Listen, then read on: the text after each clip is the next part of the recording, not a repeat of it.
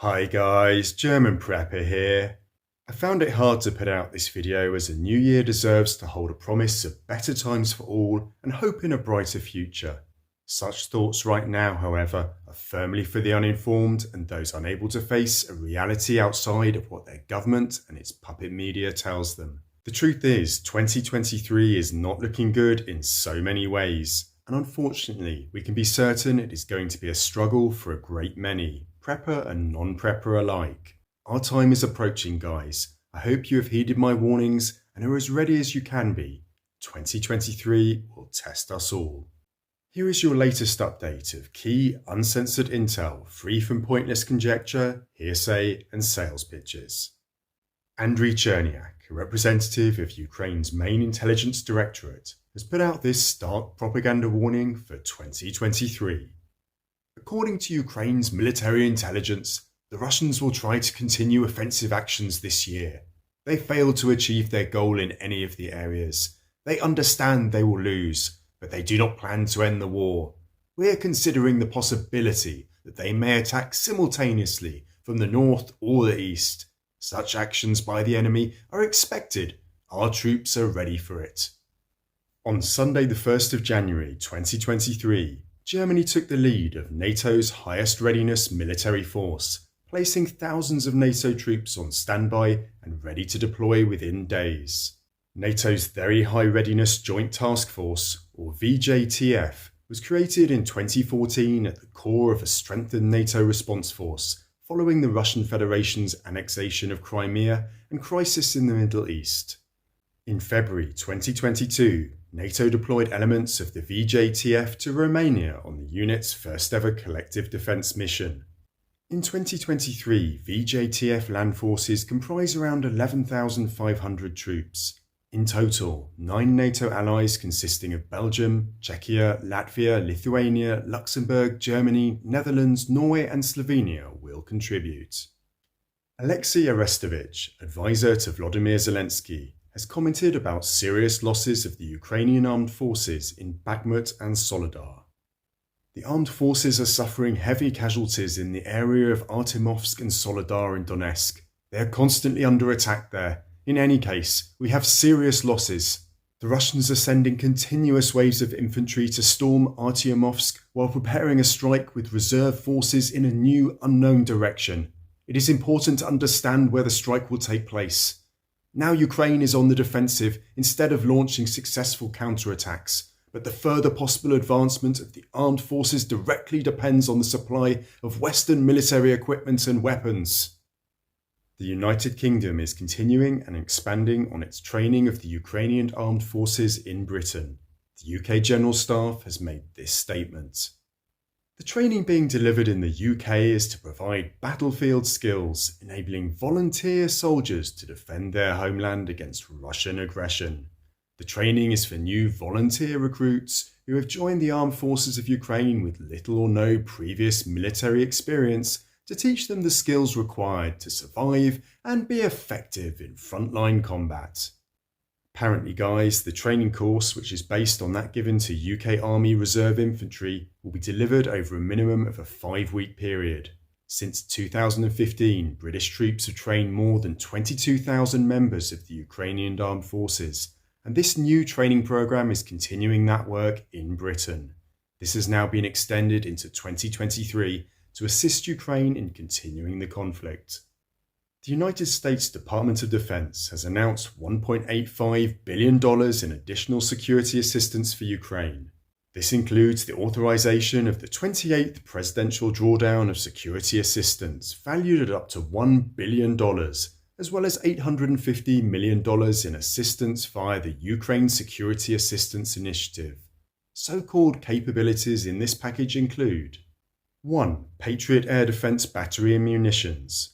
Additional ammunition for high-mobility artillery rocket systems, HIMARS, 500 precision-guided 155mm artillery rounds, 10 120mm mortar systems and 10,000 120mm mortar rounds, 10 82mm mortar systems, 10 60mm mortar systems, 37 Cougar mine-resistant ambush-protected vehicles, MRAP, 120 high-mobility multi-purpose wheeled vehicles, HMMWVs, 6 armoured utility trucks, high-speed anti-radiation missiles, HARMs, precision aerial munitions, over 2,700 grenade launchers and small arms, Claymore anti-personnel munitions, demolition munitions and equipment, night vision devices and optics, tactical secure communication systems, body armour and other field equipment.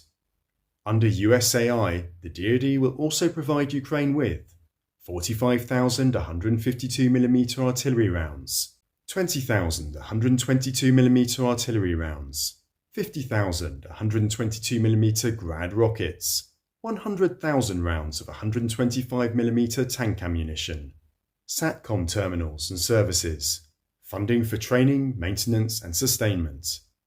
Now guys, in the last few days since this 28th drawdown went through, there has been another one announced already, which is incredibly the largest so far. The unbelievable 29th presidential drawdown is valued at $2.85 billion. Sorry, but you have to hear what this next package includes. 50 Bradley infantry fighting vehicles with 500 TOW anti-tank missiles and 250,000 rounds of 25mm ammunition. 100 M113 armoured personnel carriers. 55 mine-resistant ambush-protected vehicles, MRAPs. 138 high-mobility multi-purpose wheeled vehicles, HMMWVs. 18 155mm self-propelled howitzers and 18 ammunition support vehicles, 70,000 155mm artillery rounds, 500 precision-guided 155mm artillery rounds, 1,200 155mm rounds of remote anti-armour mine RAM systems, 36 105mm towed howitzers and 95,000 105mm artillery rounds, 10,000 120mm mortar rounds, additional ammunition for high-mobility artillery rocket systems, HIMARS, RIM-7 missiles for air defence, 4,000 Zuni aircraft rockets, approximately 2,000 anti-armour rockets, sniper rifles, machine guns and ammunition for grenade launchers and small arms, Claymore anti-personnel munitions, night vision devices and optics, spare parts and other field equipment. Well done guys if you made it through all that. I can't believe how much they are sending. Canadian armoured vehicles manufacturer Rochelle has delivered 100 high-tech Senator armoured personnel carriers to the Ukrainian armed forces. The Senator APC is a newly developed armoured vehicle designed primarily for border patrols. Ukraine uses them for rapid infantry assaults. A company representative made this statement. The Rochelle company delivered over 100 new vehicles. More than 300 are on the way to Ukraine. Germany is also ensuring its weapon, munition and supply deliveries continue to flow from the Federal Armed Forces to Ukraine. Here is this week's delivery. 20 rocket launchers, 70mm on pickup trucks with rockets. 2 armoured recovery vehicles, 1 tank transporter tractor M1070 Oshkosh, 7 tracked and remote-controlled infantry vehicles for support tasks, 63 pickups, 21 generators, 17 load-handling trucks 8x8, 32 mobile heating systems, 8 reconnaissance drones, 1 ambulance, 7 border protection vehicles, 36,400 wool blankets, 12 heavy-duty trailer trucks, 27 anti-drone sensors and jammers, 30 drone detection systems. Reza Abbasi, an Iranian journalist, has broken news of the imminent deployment of the first squadrons of Russian-made Su-35 fighters at the Shakari airbase in Isfahan, 300 kilometers from the Iranian capital Tehran. Here is his statement.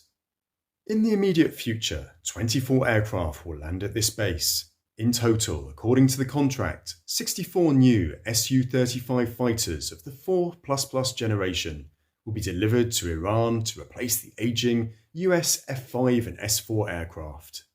Iranian pilots are already training on Russian fighters.